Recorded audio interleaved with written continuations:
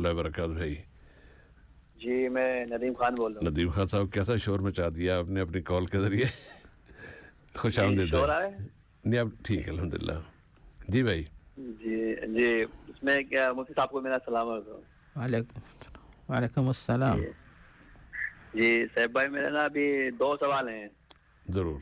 जी जी पहला सवाल तो इससे है जैसे कि हम फर्ज नमाज पढ़ते हैं उसमें तो सजदा सब होता है जब कोई गलती हो जाती है जी सजदा सब कर लेते हैं उसके लिए तो सही है। लेकिन जैसे हम सुन्नत नमाज है सुन्नत नमाज में कुछ गलती हो जाए जी तो उसको दोहराना पड़ेगा या सजदा सब है उसके लिए भी? अच्छी बात है जी थोड़ा ये कंफ्यूजन था उसमें क्यों मैं सो जाता पूछने के लिए भूल जाता था लेकिन जब नमाज पढ़ता सुन्नत उस टाइम याद आता लेकिन आज मैंने इसको नोट किया था पूछने के लिए थोड़ा। जरूर। जी जैसे सुन्नत में भी भूल जाते हैं ना कुछ गलती हो जाती है सुन्नत नमाज पढ़ते हुए। बिल्कुल है जी एक की तफसील दूसरा सवाल क्या है? जी दूसरा सवाल मेरा ये है कि जैसे कि आप जैसे उसमें बताया है ना आपने भी थोड़ा बताया कि जैसे कि हम किसी मतलब उन्होंने अल्लाह के मतलब भी ज्यादा उम्र वाली औरत से शादी की है बताया उन्होंने। लेकिन इसमें क्या होता है किससे शादी की है? आप नबी करीम सल्लल्लाहु अलैहि वसल्लम ने जो शादी की थी उनकी उम्र भी ज्यादा थी ना उनकी। हाँ हज़रत खदीजा रज़ियल्लाहु ताला अन्हा की उम्र ज्यादा थी उनसे सही। हाँ उनकी तो की लेकिन इसमें क्या है एक सवाल मेरा ये है कि जैसे कोई शख्स है उसकी उम्र 65-70 ईयर्स है वो कम उम्र की लड़की से शादी करे जैसे आज शादी कर लेते हैं फिर उसके बाद वो फौत हो जाए फिर उसकी इद्दत है ये मसला हो जाता है बहुत ज्यादा। तो इसमें मैं इसकी तफसील जानना चाहता हूँ कि इसमें क्या इसके अंदर कोई हदीस है या कुछ है इसका अल्लाह के उसने कुछ बताया इसके बारे में क्या ये सही है या गलत है या उस लड़की के साथ ज्यादती है? बिल्कुल जाती है क्यों नहीं जाती है जाती तो है भाई। जी जी लेकिन इंशाल्लाह मौलाना इसको जवाब दे देंगे इंशाल्लाह ताला। जी तफसील हो जाए इसकी तो फिर उससे सब पता भी चल जाए इसके बारे में। बेइज़्निल्लाह ताला। बहुत शुक्रिया आपका नदीम भाई बारकल्लाह फीकुम। जी जी इंशाल्लाह। और अब हम अगली कॉल लेते हैं। अस्सलाम वालेकुम। जी वालेकुम सलाम व रहमतुल्लाहि व बरकातहू। मेरा नाम अमीद इकबाल है। जी भाई। सर एक तो ये सवाल है कि हजरत उस्मान गनी हमारे जो तीसरे खलीफा हैं जी उनकी पाकिस्तान में तो आज है तो यहाँ पर कल गुजरी है। क्या गुजरी? एक लकब अपना ये शहादत जो हुई थी ना उनकी। अच्छा तो उनके बारे में अगर आप थोड़ा सा बता दीजिएगा। अच्छी बात है। तो ये क्या मनाना सही है या नहीं है? लोग सबील वगैरह भी लगाते हैं उनके नाम के साथ और भी बहुत कुछ है तो इसी यही सवाल है आज। अच्छी बात है भाई इंशाल्लाह जवाब आएगा। बहुत शुक्रिया आपका अमजद इकबाल साहब। और अगली कॉल लेते हैं। अस्सलाम वालेकुम। वालेकुम अस्सलाम। आपको और मौलाना साहब को अस्सलाम वालेकुम। मोहम्मद जुल्करनैन बात कर रहा हूँ। खुश आमदीद। काफी जमाने बाद आए जुल्करनैन भाई।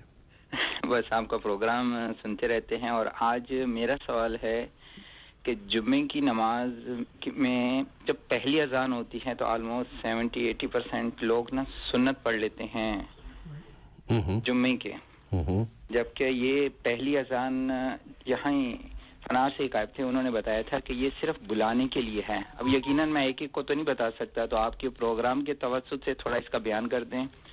और दूसरा कल मेरा सफ़र है तो इस सिलसिले में मुस्तहिबात सुन्नत या ऐसा तरीका कि खैर खैरियत से जाएं और वापस आएं थोड़ा सा मुख्तसर बयान। बहुत शुक्रिया। बारकल्लाह फीकुम। ओके अल्लाह फी अमानिल्लाह। जुल्करनैन साहब अल्लाह ताला आपको खैरियत से ले जाए फिर खैरियत से वापस लाए इंशाअल्लाह ताला। और जितनी देर आप अपने वतन में जहाँ भी जा रहे हैं क़याम रहे वो आपके लिए बाइस बरकत हो। और अगली कॉल लेते हैं। अस्सलाम वालेकुम।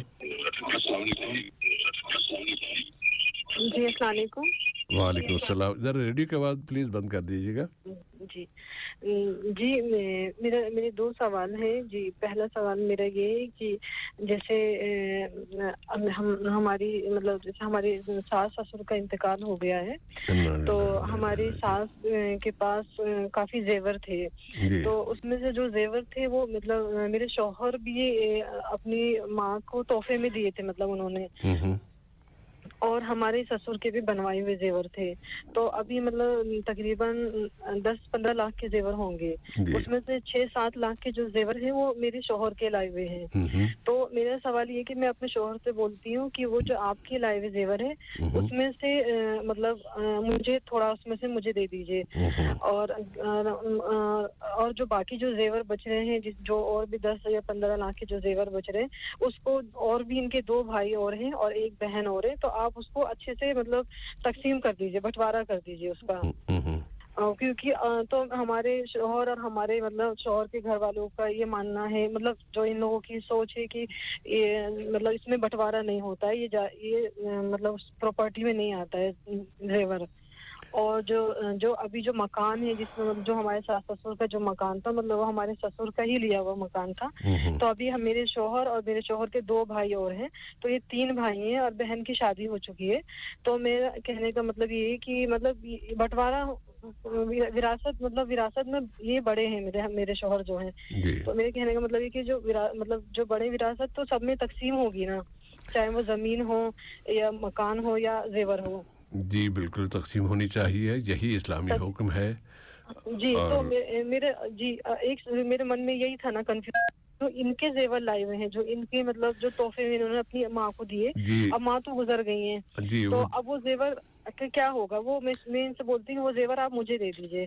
تو میرے شوہر کی جو خواہش ہے وہ یہ کہتے ہیں کہ نہیں وہ میں اپنی بہن کو دوں گا, جبکہ ان کی بہن کو بھی مطلب سسرال سے کافی زیور ملے اور بہت زیور بھی ہیں جو ہمارے سسر کے بھی بنوائے ہوئے پہلے سے تھے. مطلب اس میں بہت واضح طور پہ یہ بات ہمیں بس مولانا اس کی تفصیل سے جواب دیں گے. بہت واضح طور پہ یہ بات ذہن میں رہنی چاہیے کہ اگر کسی کو کوئی تحفہ دے دیا جاتا ہے تو اس سے ملکیت ختم ہو جاتی ہے, جس کو تحفہ دیا گیا وہ اس کا مالک ہو جاتا ہے. اب اب وہ تو ہے نہیں دنیا میں, وہ دنیا میں نہیں ہے, تو اب آپ مالک نہیں بن سکتی, نہ آپ نہ آپ کے شوہر. مالک جو ہے وہ وہی ہیں, انہی کی ملکیت ہے, اور ان کی ملکیت کو وراثت پہ تقسیم کیا جائے گا. اور پھر جس بھائی کا بہن کا جتنا حصہ ہوگا اس کو حصہ دیا جائے گا. اپنی مرضی سے یہ تو اس کو دے دو وہ اس کو دے دو, ایسے نہیں ہوتا, یہ اسلامی شریعت کے خلاف ہے. تو اس پہ مولانا انشاءاللہ اس بارے میں تفصیل سے جواب دے دیں گے محترمہ. جی یہی سوال تھا. جی ضرور انشاءاللہ جواب آئے گا. جی بہت شکریہ آپ کا. جی جزاک اللہ. جو آپ ڈیمانڈ کر رہی ہیں نا, آپ ڈیمانڈ نہ کیجیے پلیز, یہ صحیح نہیں ہے, اور جواب کا انتظار کر لیجیے. بہت شکریہ. نہیں وہ ڈیمانڈ نہیں, اپنے شوہر سے آپ کہہ رہی تھی نا کہ آپ کو دے دیا جائے, تو وہ نہیں دے سکتے آپ کو, الا یہ کہ جب وراثت تقسیم ہو رہی ہو تو اس میں جب جو اگر زیور ہی شکل میں تقسیم ہو جائے تو اس میں آپ کہتے ہیں مجھے وہ اس کے بجائے میرے حصے میں یہ زیور ڈال دے, اس طرح بات ہو سکتی ہے. لیکن وہ جو حصہ ملے گا وراثت میں آپ کے شوہر کو ملے گا, تو اس میں سے انہیں وہ زیور جو آپ کو پسند ہے, جو آپ کے شوہر نے دیا تھا, اس پہ ادھر شامل کیا جا سکتا ہے. لیکن وراثت کی تقسیم کے بغیر ہی اس کو اپنے پاس رکھ لینا, یہ غیر اسلامی عمل ہوگا. اللہ تعالیٰ اس پہ پکڑ لے گا. وہ اس کے مالک نہیں ہے, آپ کے شوہر اب مالک نہیں رہے, وہ مالک ان کی والدہ ہی تھیں اور وہی ہیں, اور ان کی اب یہ وراثت ہے. اگلی کال لیتے ہیں. السلام علیکم. السلام علیکم. وعلیکم السلام ورحمۃ اللہ وبرکاتہ. بھائی پلیز ذرا مشین کو ذرا بند کر کے پھر بات کیجیے. کیا نام ہے آپ کا؟ سلیم انصار صاحب, مشین پلیز بند کر دی تاکہ شور نہ ہو. بند ہو گیا سر. شکر الحمدللہ. سلیم اللہ انصار صاحب, کیا سوال ہے آپ کا؟ میرا سوال ہے, جو بنگلہ دیش کے بھائی ادھر ہے لوگ نو, تو بول رہا تھا مجھے کھانسی ہم لوگ کا نیپال میں, بنگلہ دیش میں, چاہے انڈیا میں تو قربانی دیتا ہے. جی تو کدھر نو وہ سنا ہے لوگ, تو مولانا صاحب سے بھی بولو کھانسی تو قربانی نہیں ہوگا, بولو نہیں ہے. یہ پتہ نہیں کس نے فتویٰ دے دیا, اللہ ان کو ہدایت دے. اچھا, ایک سوال اور ہے جی. میں بھی فیس بک میں ایک مولانا صاحب سے سنا تھا جو 5 وقت کی نماز نہیں پڑھتا ہے اس کا نام سے قربانی نہیں ہوگا. یہی 2 سوال ہے میرا سر. اچھی بات ہے, جواب آئے گا ضرور بھائی. بہت شکریہ آپ کا. السلام علیکم. وعلیکم السلام ورحمۃ اللہ وبرکاتہ. اور ایک اور کال ہے. السلام علیکم. وعلیکم السلام ورحمۃ اللہ وبرکاتہ. جی بھائی کیا نام ہے؟ جی سید محمد نام ہے میرا. سید محمد صاحب خوش آمدید. کیا سوال ہے؟ جی خوش آمدید. میرا سلام مفتی صاحب کو بھی. وعلیکم السلام. جی کہتے ہیں میرا 2 سوال ہے, 2 مختلف سوال ہے سر میں. ضرور. ایک تو سوال ہے برکت کے لحاظ سے, کیا کہ برکت کے لیے کوئی خاص عمل جو اللہ کے نبی صلی اللہ علیہ وسلم سے ثابت ہو, خاص طور سے سیلری میں جو ہے ضرورتیں کیسے پوری ہوں, اس میں برکت ہو. اور دوسرا سوال میرا جو ہے وہ مختلف موضوع سے ہے. جی. جیسے کہ کسی کمپنی میں ہم کام کرتے ہیں جی, تو وہاں ہمارے کلائنٹ ہوتے ہیں اور کنسلٹنٹ ہوتے ہیں, بہت سارے لوگ ہوتے ہیں. جی. آپ کا ایک اسکوپ ہوتا ہے, آپ کام کرتے ہیں. صحیح. آپ کو کچھ ڈاکومنٹ کے لیے ایکسیس دیا جاتا ہے, یوزر آئی ڈی اور پاسورڈ دی جاتی ہے. تو وہ ڈاکومنٹ آپ لیتے ہیں, تو آپ کے اسکوپ کے علاوہ دوسری چیز جو وہاں موجود ہے, آپ کو اپنے ریفرنس کے لیے اگر وہاں سے لیتے ہیں تو اس کا شریعت میں کیا حکم ہے؟ آپ کو جو ہے چیزیں ڈاکیومنٹ کسی اور سے لیتے ہیں آپ اپنی ضرورت کے لیے؟ آپ ڈاکومنٹ مطلب آپ کمپنی میں کام کرتے ہیں, کمپیوٹر دیا گیا آپ کو, یوزر آئی ڈی اور پاسورڈ دی گئی, تو اسے آپ لاگ ان کر کے ڈیٹا بیس میں جا کے جو بھی ڈاکومنٹ آپ لے سکتے ہیں. صحیح. ٹھیک ہے, لیکن وہ اسکوپ آپ کے اسکوپ کا نہیں ہے. جیسے آپ کا اسکوپ ہے جیسے وائرنگ کا, تو آپ وائرنگ کر رہے ہیں, لیکن کچھ سول کا ہے, وہ آپ کے اسکوپ کا نہیں ہے. تو وہ ڈاکومنٹ اگر آپ لیتے ہیں تو کیا آپ کو ایکسیس دیا ہوا ہے, تو کیا شریعت کی روح سے یہ غلط ہوگا؟ اگر وہ ڈاکومنٹ لیتا ہے اپنے ریفرنس کے لیے, کسی کو دینے کے لیے نہیں یا کمپنی کے لیے نہیں.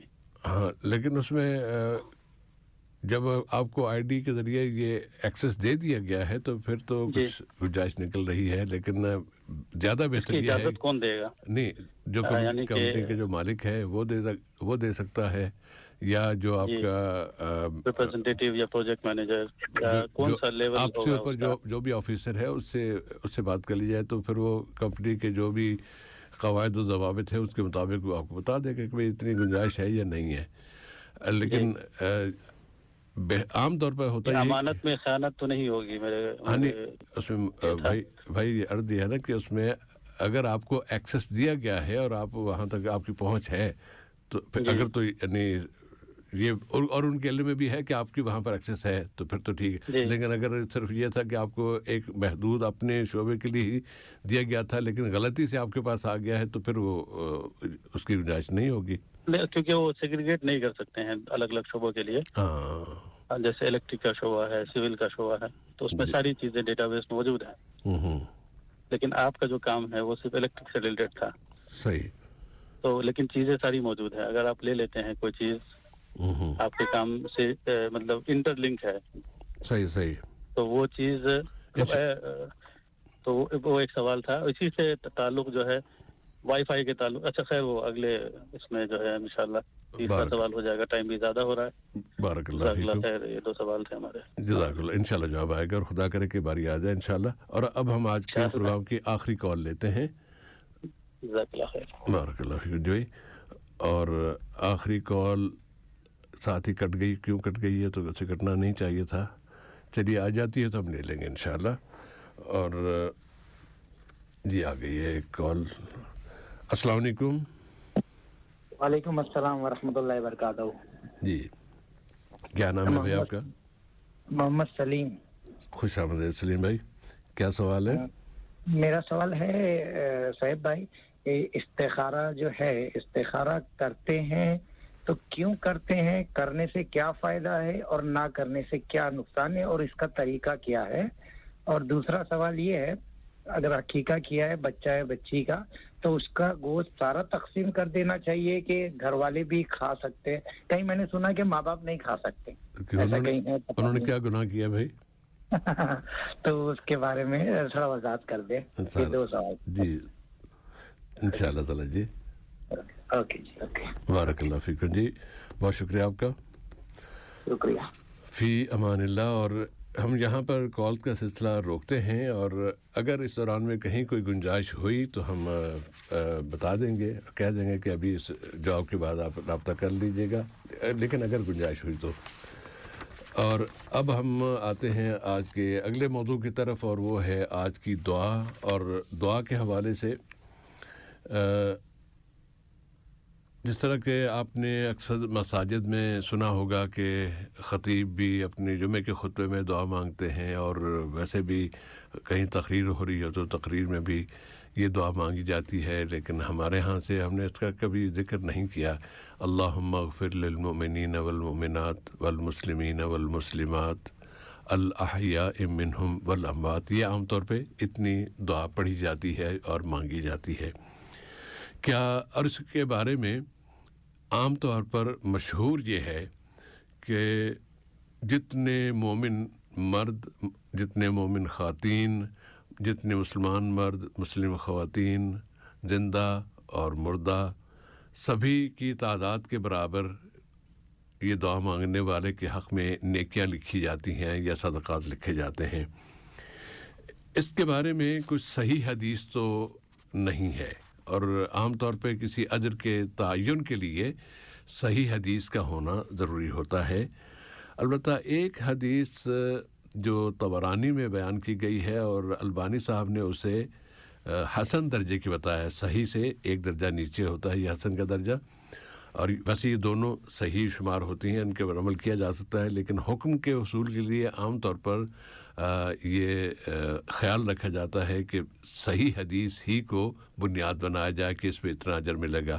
اب یہ حسن درجے کی حدیث ہے، اس میں نبی کریم صلی اللہ علیہ وسلم کی طرف یہ عبارت منسوب ہے کہ من استغفر للمؤمنین والمؤمنات کتب اللہ لہ بکل مؤمن ومؤمنۃ حسنہ، کہ جس نے کسی مومن مرد یا یہ مومنوں کے لیے، مومن مردوں اور مومن عورتوں کے لیے دعا مانگی، ان کی مغفرت کی دعا مانگی، تو اللہ تعالیٰ ان کی تعداد کے برابر ہر ایک مومن مرد اور ہر ایک مومن مرد کی طرف سے اس کی ایک نیکی لکھ دی جاتی ہے. یہ روایت ہے طبرانی میں آئی ہے، اور البانی صاحب نے اسے حسن قرار دیا ہے.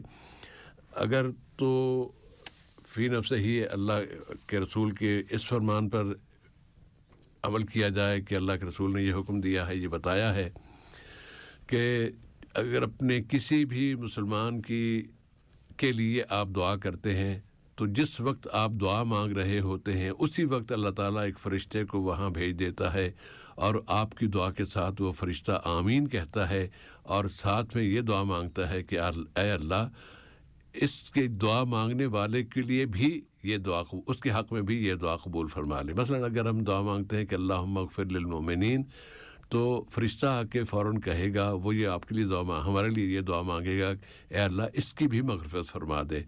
تو ہم دوسروں کے لیے مانگ رہے ہیں تو اپنے لیے وہ فرشتہ ہمارے لیے پھر مانگ دیتا ہے. یہ صحیح حدیث ہے، اس کو بنیاد بنا کے ہمیں اس دعا کا اہتمام کرنا چاہیے.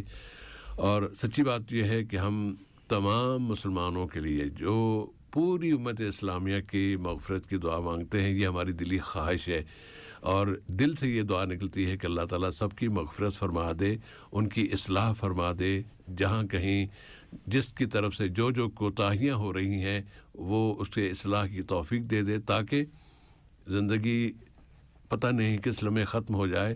جب ختم ہو گئی تو پھر اس کے بعد کوئی گنجائش نہیں رہتی کہ انسان اپنے رویے میں، اپنے عمل میں کوئی اور نیکیوں کا اضافہ کر سکے. الا یہ کہ وہ اس کی اولاد ہو، نیک اولاد ہو، اور وہ دعا مانگے نہیں مانے، کیا کچھ پتہ نہیں. لیکن جو چیز اپنے اختیار میں ہے، اگر کوئی انسان اس میں کوتاہی کر رہا ہے تو پھر دوسروں سے توقعات کیوں وابستہ کر سکتا ہے؟ اس کی اپنی اولاد بھی پھر اسی طرح کی ہوگی. جب وہ نہیں مانگتا تھا اپنے لیے تو اس نے اولاد کو پھر کیا پڑی ہے. لیکن ہو سکتا ہے کہ اللہ تعالیٰ اس کی توفیق دے دے. لیکن ہمیں اپنی زندگی میں توجہ کرنی چاہیے، اور خاص طور پہ مغفرت کی دعا اپنے لیے، اپنوں کے لیے، اور پوری امت اسلامیہ کے لیے، تمام مسلمانوں کے لیے ہمیں مغفرت، عافیت کی دعا مانگتے رہنا چاہیے. تو اگر آپ اس دعا پر توجہ فرما لیں تو آج کی دعا یہ ہے، اللہم اغفر للمؤمنین والمؤمنات. اس کو یوں بھی کہہ سکتے ہیں کہ اللہم اغفر لی وللمؤمنین والمؤمنات، لیکن اللہ کے رسول کے جو الفاظ ہیں اس میں صرف اللہم اغفر للمؤمنین والمؤمنات آیا ہے تو اس لیے ہم اس پر اکتفا کرنا چاہیے. اللہ تعالیٰ ہمیں توفیق دے کہ ہم زیادہ سے زیادہ مغفرت کی دعا مانگتے رہیں, جب جب موقع ملے ہم مغفرت کی دعا مانگتے رہیں. مولانا اس میں کچھ اضافہ فرمائیے گا. السلام علیکم ورحمۃ اللہ وبرکاتہ. علیکم السلام ورحمۃ اللہ وبرکاتہ. الحمد للہ رب العالمین والصلاة والسلام علی عبدہ ورسولہ نبینا محمد وعلی آلہ واصحابہ اجمعین, اما بعد. بسم اللہ الرحمن الرحیم. اس صاحب اس سے بڑا تحفہ کیا ہو سکتا ہے کہ مسلمان ایک دوسرے کو یعنی آمنے سامنے نہ ہو, قریب نہ ہو, دوست احباب نہ ہو, تو اپنے جو ملنے جلنے والے ہیں, دوست احباب ہیں, ان کے لیے بھی بھلائی, اور جن کو ہم نہیں جانتے ساری دنیا کے مسلمان مرد و خواتین, ان کے لیے بھی مغفرت کی دعا کر رہے ہیں.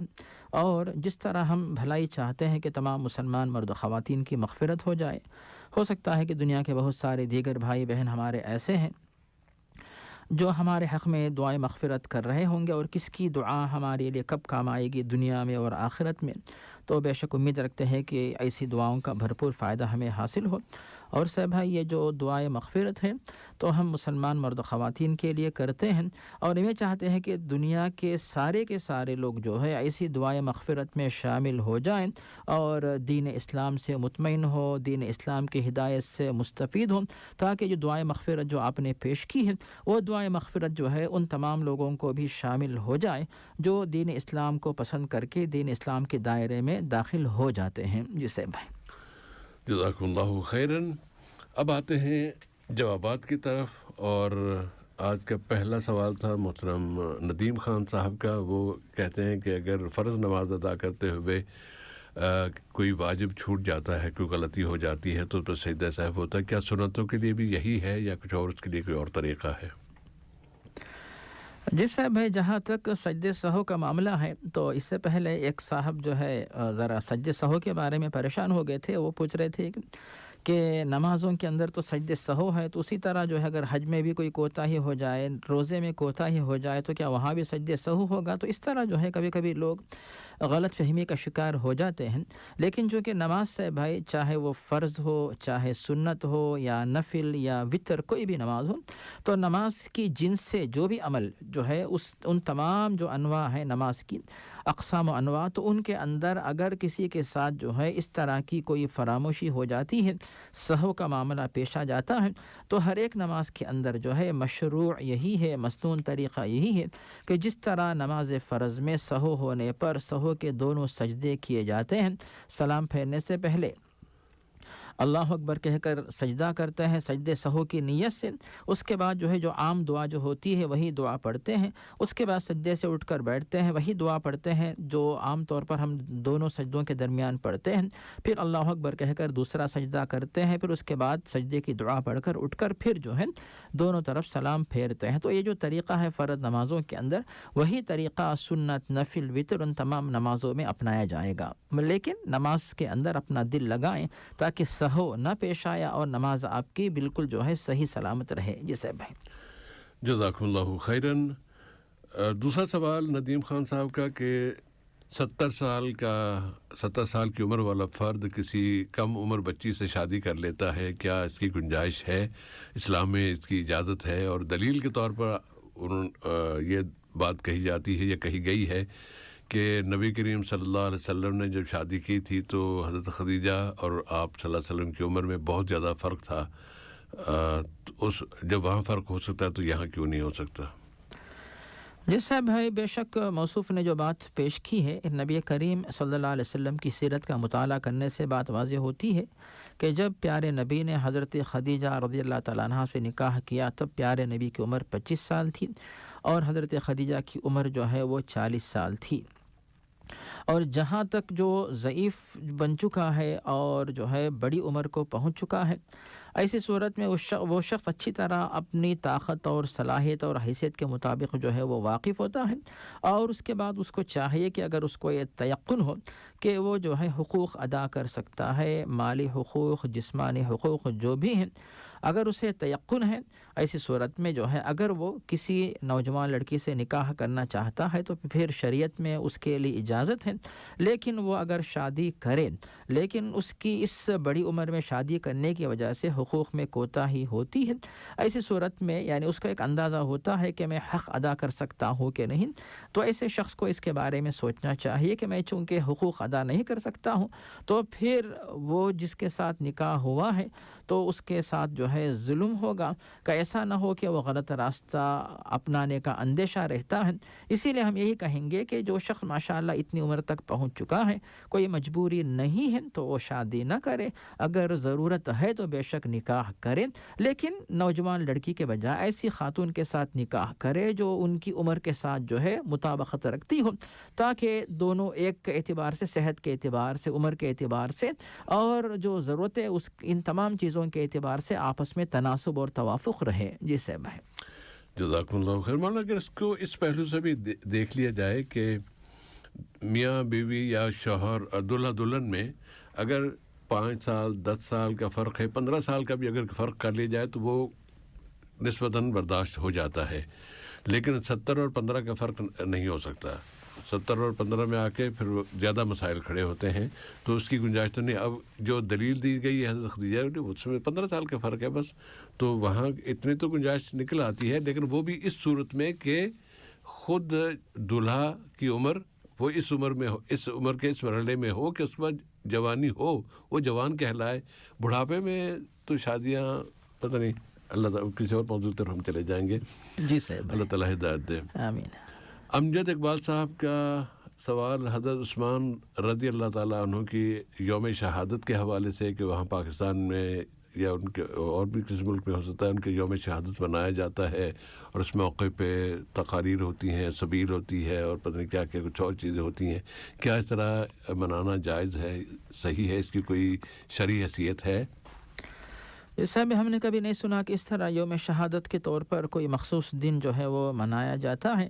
بے شک تمام صحابہ کرام بلکہ صحابہ سے پہلے نبی کریم صلی اللہ علیہ وسلم کے فضائل اور دیگر صحابہ کرام کے فضائل بیان کیے جائیں تو یہ بالکل بڑی اچھی بات ہے، تو مطلوب ہے، لیکن اس کے لیے جو ہے ان کا جو یوم وفات اس مناسبت سے جو ہے کوئی مخصوص دن مقرر کرنا، دن منانا اور پھر اس کے بعد سبیل وغیرہ لگانا، تو یہ سب چیزیں جو ہے لوگوں کے اپنی طرف سے بنائی ہوئی ہیں، ان تمام باتوں سے جو ہے بچ کے رہنا چاہیے۔ جی صاحب بھائی، جزاکم اللہ خیراً۔ اور محمد ذوالقرنین صاحب کا سوال، یا انہوں نے اپنے سوال میں یہ لفظ سوال فرمایا کہ جمعہ کی پہلی اذان پر لوگ سنتیں پڑھ لیتے ہیں، اور وہ محسوس یہ ہو رہا تھا، وہ یہ کہنا چاہتے ہیں کہ اگر آپ کو سنتیں پڑھنی ہیں تو دوسری اذان کے بعد پڑھیں، کیا یہ بات صحیح ہے؟ جی صاحب بھائی، جو جمعہ کا دن ہوتا ہے تو جمعہ سے تعلق رکھنے والے احکام روزمرہ جو باقی 6 دن ہوتے ہیں، تو 6 دنوں میں جو ظہر کی نماز پڑھتے ہیں تو ان سے وہ جمعہ کے احکام مختلف ہوتے ہیں۔ مثال کے طور پر ہر دن جو ہم 6 دنوں میں ظہر کی نماز پڑھتے ہیں تو نماز ظہر سے پہلے مسجد میں پہنچے، اگر موقع ملتا ہے تو تحیۃ الوضو، تحیۃ المسجد پڑھیں، اس کے بعد جو ہے ظہر سے پہلے سنت مؤکدہ آپ 2 یا 4 رکعت پڑھیں، اس کے بعد ظہر کی فرض 4 رکعت، اس کے بعد ظہر کے بعد جو ہے سنت 2 رکعت، اس طرح آپ جو ہے ظہر کی جو عام دنوں میں یہ نمازیں پڑھتے ہیں۔ لیکن جمعہ کے دن علماء کی تحقیق یہ ہے کہ جمعہ کے دن جو ہے خطبہ ہوتا ہے، اور اس کے بعد جو ہے 2 رکعت فرض ہوتی ہے، اور اس کے بعد جو ہے جمعہ کی نماز کے بعد جو سنت مؤکدہ ہوتی ہے وہ 4 یا 2، اس طرح جو ہے نماز پڑھی جاتی ہے۔ لیکن جمعہ سے پہلے سے بھائی جو نماز پڑھی جائے اس کے بارے میں اکثر علماء کی تحقیق یہی ہے کہ سنت مؤکدہ جمعہ کے دن نہیں ہوتی بلکہ جمعہ کی نوافل ہوتی ہیں، وہی نوافل جو ہے سنت مؤکدہ کے قائم مقام بن جاتی ہیں، یعنی چونکہ پیارے نبی نے یہ کہا کہ فصلی ما کتب لہ، کہ جو شخص جمعہ کے دن جلدی تیار ہو کے آتا ہے اور اس کے بعد جو ہے جتنی توفیق ملے وہ مسلسل جو ہے نمازیں پڑھتا رہے، تو اس کا مطلب یہ ہوتا ہے کہ جمعہ کے دن کوئی مخصوص جو ہے یعنی خطبے سے پہلے کسی مخصوص سنت کا ذکر نہیں ہے۔ اس اعتبار سے جو ہے جو بھی جلدی پہنچتا ہے تحیۃ الوضو پڑھے، تحیۃ المسجد پڑھے، یہاں تک کہ اگر خطبے کا آغاز ہو چکا ہو تب بھی جو ہے تحیۃ المسجد پڑھ کر مختصر نماز پڑھ کے وہ بیٹھ جائے، خطبہ سنے اور پھر جمعہ کی نماز امام کے پیچھے پڑھے۔ لیکن جہاں تک جو لوگ پہلی اذان کے بعد آ کر جو ہے نمازیں پڑھتے ہیں تو پھر وہ کیا سنت کی نماز پڑھتے ہیں یا پھر نفل نمازیں پڑھتے ہیں نہیں پتہ. اگر وہ نفل نمازیں پڑھتے ہیں تو پھر وہ جمعہ کی نفل ہوگی, اس میں کوئی حرج نہیں ہے. اور جمعہ کے دن زوال کے وقت بھی جو ہے زوال آفتاب کے وقت بھی نفل نمازیں پڑھی جا سکتی ہیں, کوئی حرج نہیں ہے. لیکن اگر کوئی شخص جو ہے اس نیت سے پڑھتا ہے کہ جمعہ سے پہلے میں سنت کی نماز پڑھوں گا, جو جس طرح دوسرے دنوں میں جو ظہر کی نماز سے پہلے سنت ہوتی ہے, ایک تو پہلی بات یہ ہے کہ ایسی کوئی سنت مشروع نہیں ہے. لیکن بعض مسلکوں میں اس کا ذکر چونکہ ملتا ہے کہ آپ دوسرے دنوں کی طرح اس دن بھی سنت کی نماز پڑھیں, تو ایسا کریں کہ جمعہ سے پہلے آپ عام نفل نمازیں پڑھ لیں, اور جو سنت آپ کی جمعہ سے پہلے چھوٹ جاتی ہے تو پھر وہ سنت اگر آپ اسی مسلک پہ عمل کرنا چاہتے ہیں تو پھر جمعہ کی نماز سے فارغ ہو کر بھی ان سنتوں کو آپ پڑھ سکتے ہیں. اس طرح بھی آپ عمل کریں تاکہ آپ کا جو مقصد ہے وہ پورا ہو جائے اور آپ پریشان بھی نہ ہوں. جسے بھائی جزاکم اللہ خیراً. اور محمد القرنین صاحب نے اپنے دوسرے سوال میں یہ فرمایا کہ مستحبات سفر کے بارے میں کچھ بتا دیں, اور شاید ان کا اشارہ اسی طرف تھا کہ سفر کامیاب رہے, اس میں برکت رہے, تو اس میں مجھے کن چیزوں کا اہتمام کرنا چاہیے. جیسے بھائی اس کے بارے میں جو گزشتہ دور کا سفر تھا وہ کچھ اور تھا, تو اس وقت تیاری الگ ہوتی تھی. جیسے مثال کے طور پر اونٹ پہ جانا ہوتا, خچر پہ جانا ہوتا, گھوڑے پہ جانا ہوتا, یا پھر اس کے بعد پھر دور آ گیا کہ گھوڑے کی گاڑی ہوتی یا پھر بیل کی گاڑی ہوتی. اس کے بعد پھر جو ہے بس, ٹرین وغیرہ. پھر اس کے بعد جو ہے ماشاءاللہ ہوائی جہاز کی جو ہے باری آج کل آ گئی. تو سفر کے مختلف طریقے ہوتے ہیں.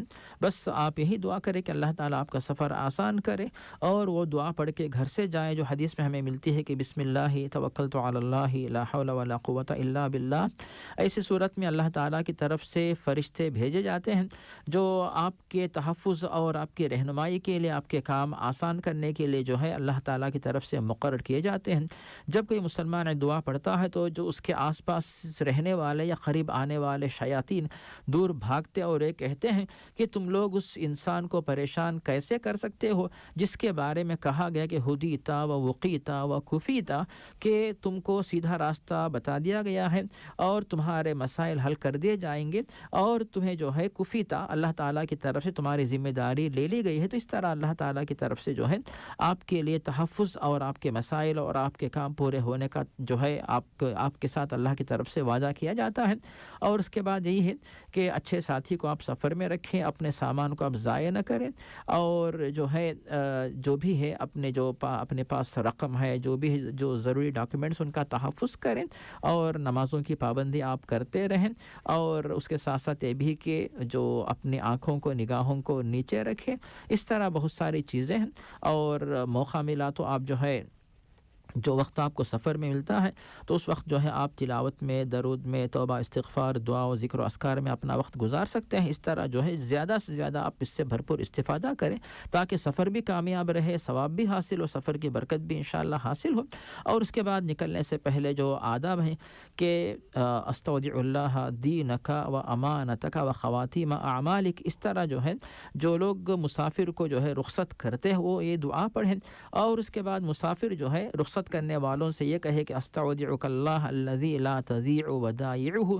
تو اس طرح کی دعائیں آپ آتے ہوئے, جاتے ہوئے, پڑھتے ہوئے آپ استفادہ کر سکتے ہیں. جسے بھائی اور ورنہ اپنے اس سفر کے لیے بھی تو اللہم بارک لنا فی سفرنا ھذا واطوِ عنا بعدہ, یہ دعا بھی تو نبی صلی اللہ علیہ وسلم سے ثابت ہے. بالکل بہت بڑی بات ہے صاحب بھائی کہ اللہم انت الصاحب فی السفر والخلیفۃ فی الاہل, اللہم انی اعوذ بک من وعثاء السفر وکآبۃ المنظر وسوء المنقلب فی المال والاہل, اللہم ہون علینا سفرنا ھذا واطوِ عنا بعدہ انت الصاحب فی السفر والخلیفۃ فی الاہل. ایسی بہت ساری دعائیں ہیں جو سفر کے آغاز میں دعائیں پڑھی جاتی. ان تمام دعاؤں کو پڑھ کر بھی ان دعاؤں کی برکت سے بالکل مستفید ہوں. جی صاحب جزاکم اللہ خیراً.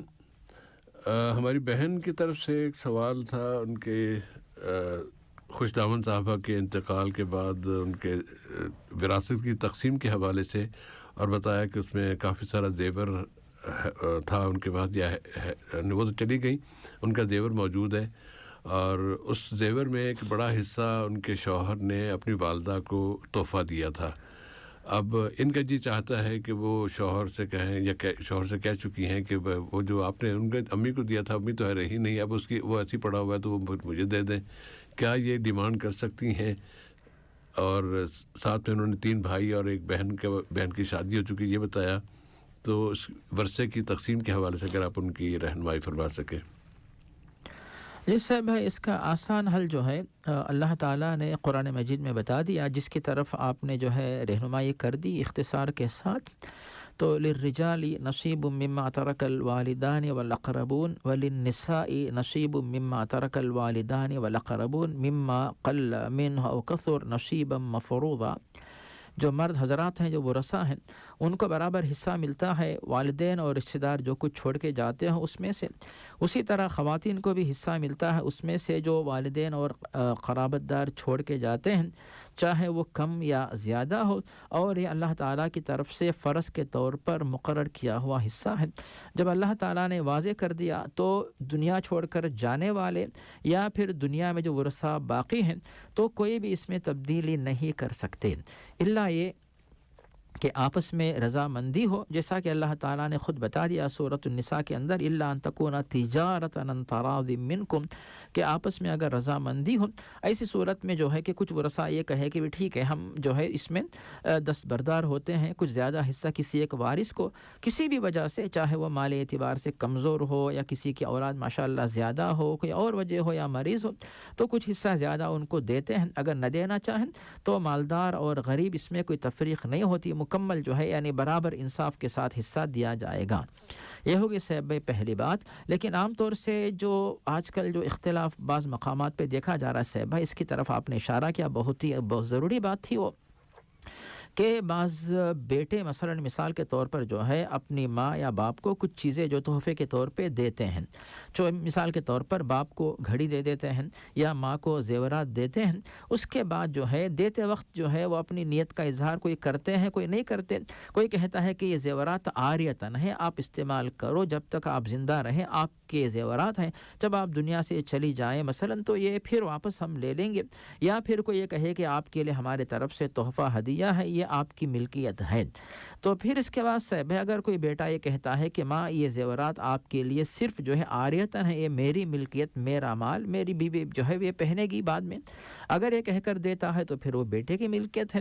لیکن عام طور سے بہت ہی کم اس طرح ہوتا ہے. اور اگر کوئی بیٹا جو ہے اپنی ماں کو تحفے کے طور پہ کوئی چیز دے دیتا ہے تو وہ پھر اسی ماں کی ملکیت وہ چیز بن جاتی ہے.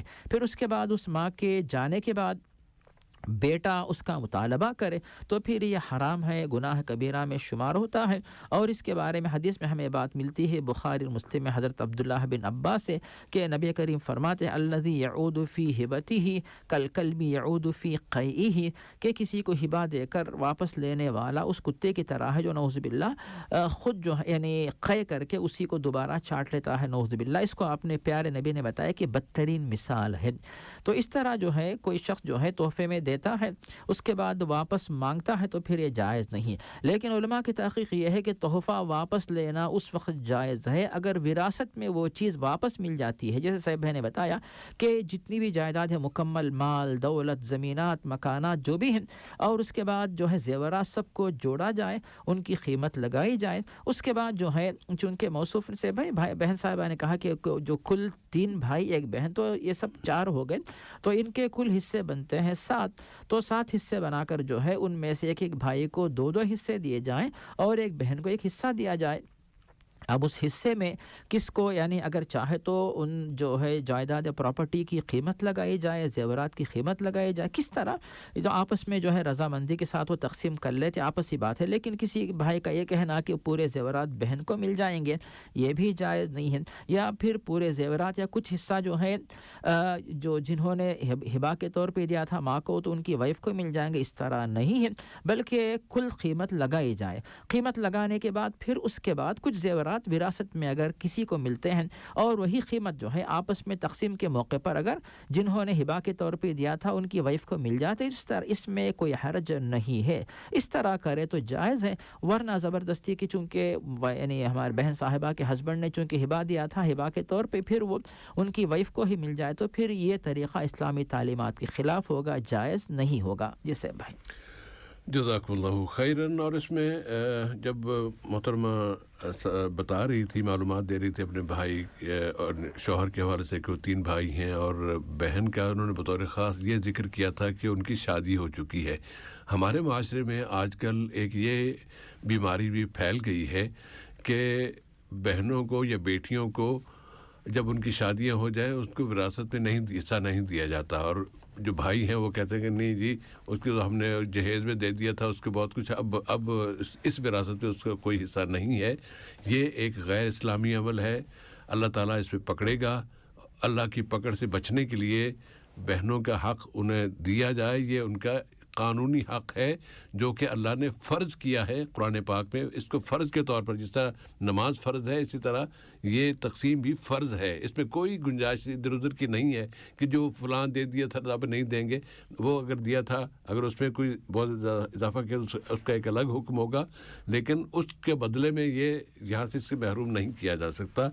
इनको विरासत में पूरा पूरा इनका हिस्सा मिलना चाहिए। अल्लाह करे कि तौफीक दे। जो हमारी बहन का मामला है और जितने दूसरे सामीन भी अगर इसमें सुन रहे हैं, और ऐसे बहुत से फैमिलीज ऐसी हैं जिनके यहाँ ये कोताही और ये गलती बल्कि कबीरा गुनाह का इर्तिकाब किया जा रहा है। सलीमुल्लाह अंसारी साहब का सवाल के खसी बकरे की कुर्बानी के हवाले से किसी मौलवी ने उन्हें फतवा दिया है कि उसकी कुर्बानी जायज़ नहीं है। ये सब है, बेशक जब कुर्बानी होती है तो ऐसे जानवर की कुर्बानी की जाए जो खूबसूरत हो, पसंदीदा हो। जैसे हम आम तौर से आपस में एक दूसरे को हदिया देते हैं, तोहफ़ा देते हैं, तो खूबसूरत चीज़ देते हैं, ऐबदार चीज़ नहीं देते। जब मुसलमान जो है अल्लाह ताला के दरबार में क़ुरबानी का जानवर पेश करते हैं तो फिर वो खूबसूरत हो। और उसके बाद मुस्नद अहमद में और तिरमिज़ी में हज़रत बरा बिन आज़िब से ये बात बताई गई कि नबी करीम ने फरमाया कि कुछ अयूब ऐसे हैं, इन कुछ कमज़ोरियाँ, तो अगर ये ऐब पाए जाएँ तो ऐसे जानवर की कुर्बानी ना की जाए। जैसे मिसाल के तौर पर कोई जानवर लंगड़ा हो, कोई काना हो, कोई बिल्कुल मरीज़ हो, तो इस तरह के जानवर जो है उनको जो है कुर्बानी में ना पेश किया जाए। ये बात सही है। लेकिन अगर कोई जानवर जो खसी है तो जिसे इस तरह का मामला किया जाता है ताकि वो जानवर माशाअल्लाह मोटा हो और उसके अंदर गोश्त ज़्यादा आए, तो उलमा की तहक़ीक़ ये है कि ये उसके अंदर कोई ख़ामी या ऐब नहीं है, कमज़ोरी नहीं है, बल्कि इसे खूबी के तौर पर शुमार किया जाता है। और इसके बारे में हमें हदीस मिलती है। इस हदीस को शेख अलबानी रहमहुल्लाह ने मुस्तनद बताया। मुस्नद अहमद में अबू राफ़िअ से मरवी है, वो कहते हैं कि नबी करीम सल्लल्लाहु अलैहि वसल्लम ने दहा बिकबशैनी मौजूअैनी, जो खसी के हुए 2 बकरों की कुर्बानी नबी करीम ने पेश की। जब प्यारे नबी ने ख़ुद ऐसे जानवरों की कुर्बानी पेश की, अमलन आपने सबूत पेश किया कि ऐसे जानवर की कुर्बानी जायज़ है, तो फिर कोई शख्स आके ये कहे कि ऐसे जानवर की कुर्बानी जायज़ नहीं, हमें नहीं पता कि या तो उनके पास इल्म नहीं है या फिर उन्होंने इस तरह की बात क्यों पेश की, या फिर उस जानवर के बारे में कोई और ऐब था जिसकी वजह से उन्होंने कहा हमें नहीं पता। लेकिन जहाँ तक मौसूफ़ ने जो लफ्ज़ पूछा खसी जो जानवर उन्होंने कहा है, तो ऐसे जानवर की कुर्बानी बिल्कुल जायज़ है, सही है, इसमें कोई हर्ज नहीं है। लेकिन इस बात का ख्याल रखा जाए कि अगर वो बकरा है तो 1 साल की उम्र पार कर चुका हो और दुम्बा है वो भी 1 साल की उम्र को पार कर चुका हो, लेकिन अगर दुम्बा किसी को 1 साल वाला न मिला तो मजबूरी की हालत में 6 माह से ज़्यादा अगर उसकी उम्र हो चुकी है तब भी जो है ऐसे दुम्बे की जो है यानी भेड़ जो दुम्बा होता है तो उसकी कुर्बानी जायज़ हो सकती। तो इन तमाम बातों का ख्याल रखा जाए ताकि कुर्बानी सही हो और अल्लाह ताला के दरबार में काबिल कबूल हो और उसकी बरकत इंशाअल्लाह हासिल हो जाए। जी सैयद भाई। जज़ाकुमुल्लाहु खैरन। सलीमुल्लाह अंसारी साहब का दूसरा सवाल ये कि अगर कोई शख्स नमाज नहीं पढ़ता तो ये कहा जाता है कि उसकी तरफ से कुर्बानी नहीं हो सकती, क्या ये बात सही है या इसकी तफसील अगर बता दें तो अच्छा है।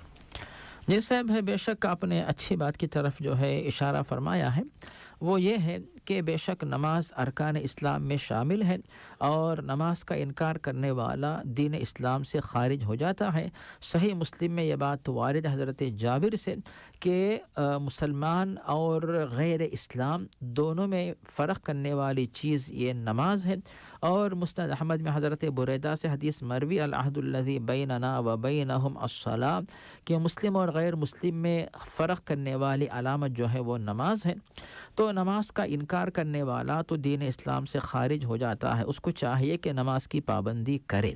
اور جہاں تک کوئی بندہ جو ہے نماز کا اقرار کرتا ہے, نماز کی فرضیت کو مانتا ہے, لیکن اس سے سستی اور کوتاہی ہو جاتی ہے, تو ایسے شخص کو بھی چاہیے کہ توبہ کرے, استغفار کرے اور نماز کی پابندی کرے. اور جہاں تک قربانی کی بات ہے سیب بھائی کی, کس کی قربانی صحیح ہوگی کس کی نہیں ہوگی یہ تو اللہ تعالیٰ بہتر جانتا ہے, لیکن ہم یہی کہیں گے کہ ہر مسلمان جو صاحب استطاعت ہو وہ قربانی کرے. اسی اعتبار سے ہو سکتا ہے کہ اس قربانی کی برکت سے اللہ تعالیٰ اس کو نمازی بنا دے اور اس کے دل میں نماز پر ایمان, نماز پر یقین, نماز کی محبت اور نماز کی عادت اس کے دل میں ڈال دے.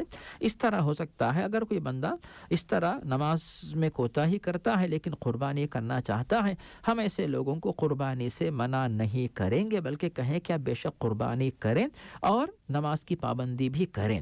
یہاں پر سے بھائی جب مولوی حضرات یہ کہتے ہیں جب قربانی کے موقع پر کہ بے نمازی کی قربانی نہیں ہوتی, تو عید الاضحیٰ کے موقع پر قربانی کی اہمیت تو بتاتے ہیں, لیکن سال کے 12 مہینے پھر نماز کی اہمیت کیوں نہیں بتاتے؟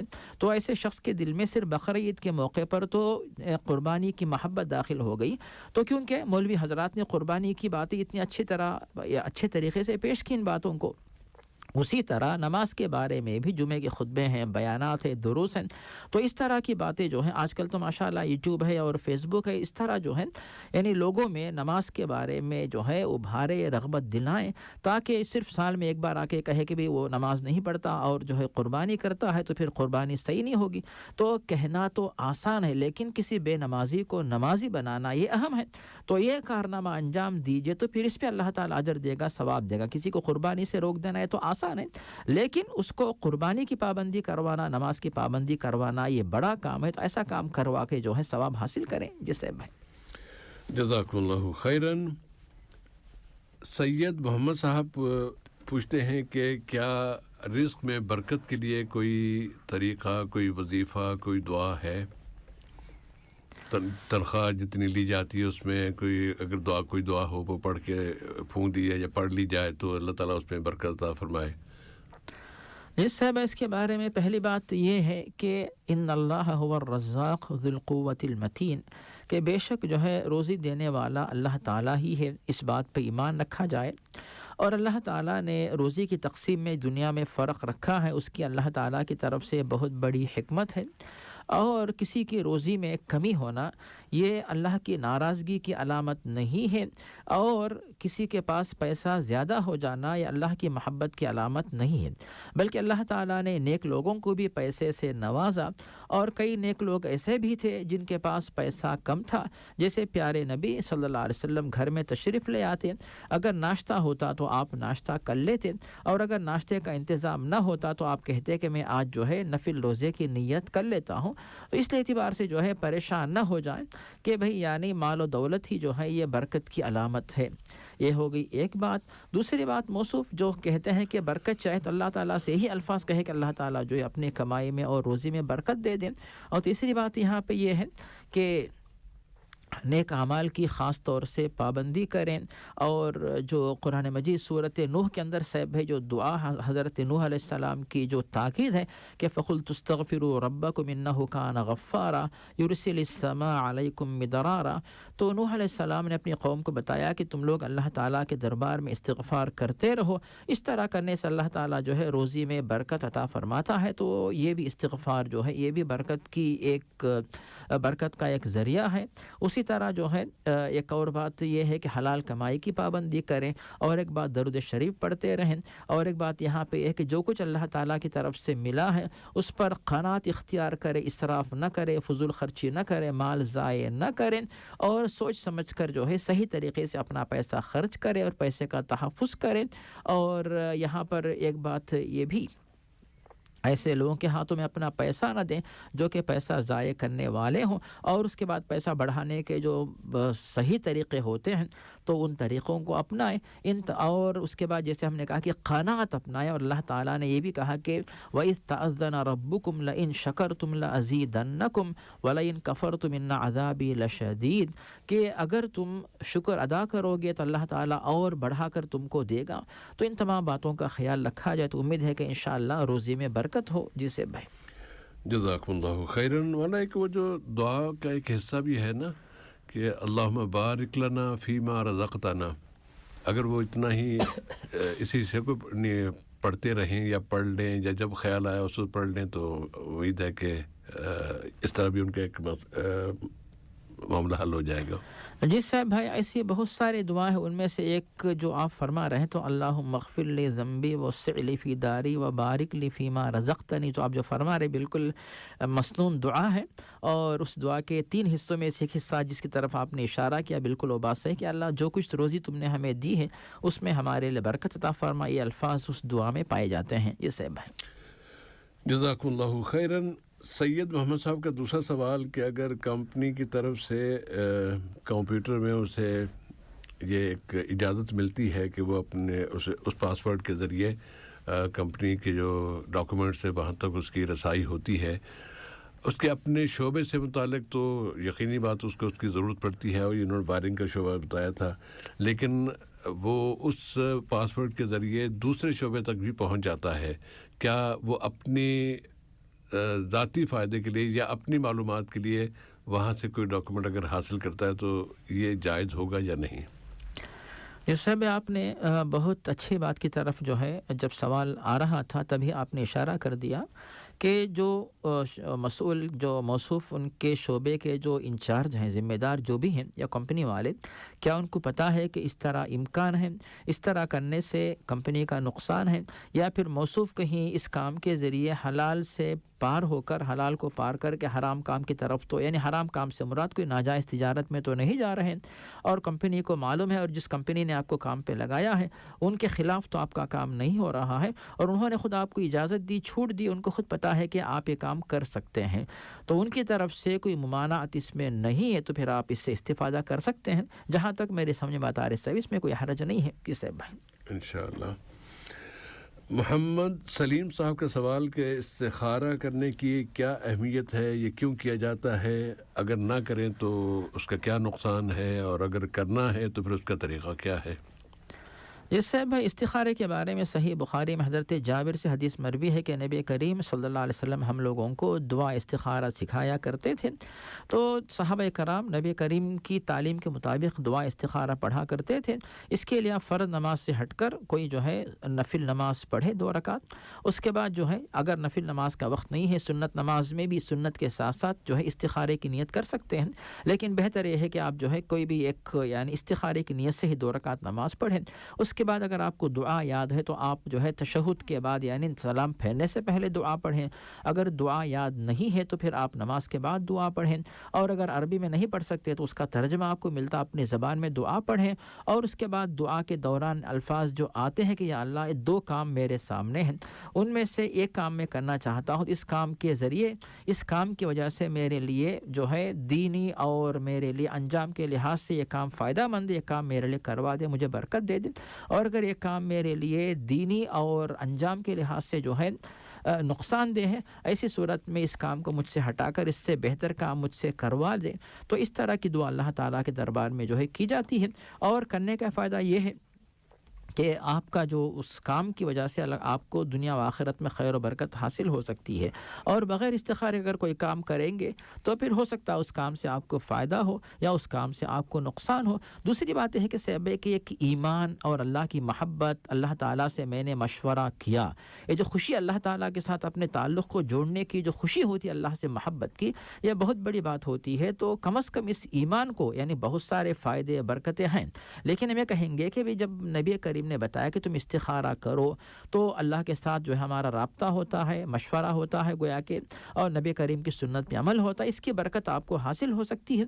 तो इन तमाम जो है फ़वाइद, इनसे आप भरपूर इस्तिफ़ादा करें। जिसे भाई जज़ाकुमुल्लाहु खैरन। मोहम्मद सलीम साहब का दूसरा सवाल अक़ीक़े से मुताल्लिक़ और अक़ीक़े के गोश्त से मुताल्लिक़ किसी जगह उन्होंने फतवा सुना है कि अक़ीक़े का सारा गोश्त तकसीम किया जाना चाहिए, माँ बाप को बतौर ख़ास अक़ीक़े का गोश्त नहीं खा सकते वो लोग। जैसा भाई जैसे आपने उसी वक्त कह दिया कि ये कहाँ से ये बात लाई गई, और बहुत अच्छा आपने मुख्तसर जो है जवाब दे दिया। बात तो आपकी यही सही है کہ بے شک عقیقے کا گوشت جو ہے جیسے بتایا جاتا ہے کہ عقیقے کے اندر جو کام ہوتے ہیں کہ نو مولود کے سر کے بال منڈوائے جاتے ہیں اور نام رکھا جاتا ہے، اور لڑکا ہو تو 2 بکرے اور لڑکی ہو تو 1 بکرا ذبح کیا جائے، اور اس کے بعد پھر گوشت جو ہے آپ خود بھی کھائیں، خاص طور سے ماں باپ ضرور کھائیں، کیونکہ غلط عقیدہ لوگوں میں چونکہ پایا جاتا ہے تو سب سے پہلے ماں اور باپ کو گوشت کھلایا جائے تاکہ جو غلط عقیدہ اس کو توڑا جائے، اور اس کے بعد جو ہے دوست احباب، اڑوس پڑوس، مسلم غیر مسلم کسی کو بھی آپ دے سکتے ہیں، اسی طرح جو فقراء مساکین و محتاج ان کے پاس بھی آپ پہنچائیں۔ تو اس طرح جو ہے عقیقے کا گوشت، علماء کی تحقیق ہے کہ قربانی کے گوشت کی طرح جو ہے آپ اس کو بھی تقسیم کریں، کچھ کھائیں، کچھ تحفے کے طور پہ دیں، کچھ جو ہے صدقے کے طور پہ آپ دے دیں، ان تمام طریقوں پہ آپ ثواب کما سکتے ہیں۔ لیکن یہ عقیدہ غلط ہے کہ ماں باپ نہ کھائیں، تو یہ عقیدہ جو ہے غلط ہے، اس کو توڑنے کے لیے ضرور ان دونوں کو کھلانا چاہیے تاکہ اس عقیقے کے گوشت کی برکت خود ماں باپ سب سے پہلے حاصل کرے، دوسروں کو بھی اس کا فائدہ گھر والے بھی کھائیں، دوسروں کو بھی کھلائیں، ثواب حاصل کرے، برکت حاصل کریں۔ جی سے بھائی جزاکم اللہ خیرن، اور یہ تھا ہمارا آج کا آخری سوال، اور اب ہم یہ عرض کرنا چاہیں گے کہ اگر آج کی خبریں آپ نے سنی ہوں یا گزشتہ 2-3 دن کی خبریں آپ سن رہے ہوں تو اس میں مقبوضہ فلسطین میں ہمارے فلسطینی بھائیوں کو، مسلمان بھائیوں کو جس طرح یہودیوں کی طرف سے قتل کیا جا رہا ہے، چند روز پہلے 12 مسلمانوں کو شہید کیا گیا، ان کی کل نماز جنازہ ہوئی، اور آج پھر مزید 2 مسلمان تو صبح کے وقت صبح ہی نابلس میں شہید کر دیے گئے، پھر اس کے بعد فلسطین کے دوسرے 2 علاقوں سے بھی 2 اور مسلمانوں کی شہادت کی خبر آئی ہے۔ تو اپنے بھائیوں کو تنہا نہ چھوڑیے، اور تنہا نہ چھوڑنے سے ہماری مراد یہ ہے کہ ایسا نہیں کہ آپ خود لڑنے کے لیے وہاں پہنچ جائیں، اس کی ضرورت نہیں ہے، بلکہ اپنی دعاؤں میں ان کے لیے حصہ رکھیے، ان کی اللہ تعالیٰ ان کو ثابت قدمی عطا فرمائے، اللہ تعالیٰ ان کی مدد فرمائے، ان کی نصرت عطا فرمائے، ان کے قبضوں سے نجات عطا فرمائے، اور دنیا میں جہاں جہاں ظلم ہو رہا ہے، سو ظلم سوڈان میں بھی ہو رہا ہے اور دنیا کے اور کئی خطوں میں بھی ہو رہا ہے، جہاں جہاں بھی جتنے ظالم ہیں ان ظالموں کے چنگل سے مسلمانوں کو اللہ تعالیٰ آزادی عطا فرمائے اور ان کو نجات دے، ان کے جو قربانیاں وہ دے رہے ہیں ان کے قربانی کو قبول فرمائے، اور ظالموں کو ان کے ہاتھ ٹوٹیں، ان کے قوت کا خاتمہ ہو تاکہ وہ ظلم سے باز آ جائیں۔ اس طرح کی دعائیں اپنوں کے لیے، ہم سب مسلمان اپنے ہیں ان کے لیے